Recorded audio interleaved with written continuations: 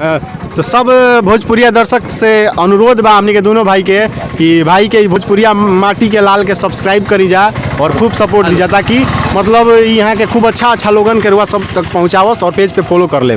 बढ़िया काम करब रोरो से आग्रह बाटे।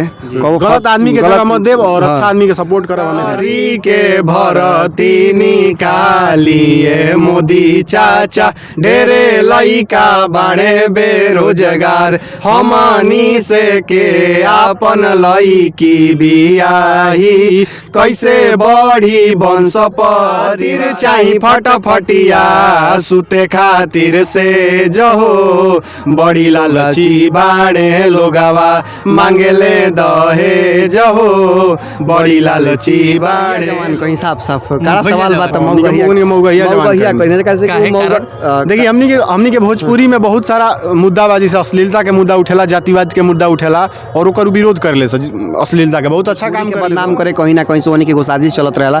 और एगो और रहल बात की होनी के अश्लीलता हटावे खातिर हमरा नहीं लागत कि आइल बड़े सो अश्लील खुद हो गइल बड़े सो और अश्लील परोसे आइल। अभी हृदयानंद विशाल जी के द्वारा हमारे वहाँ के बारे में का कहब? वहाँ के बहुत बहुत धन्यवाद और वहाँ से बस कहब कि हमनी के दोनों भाई पे आशीर्वाद।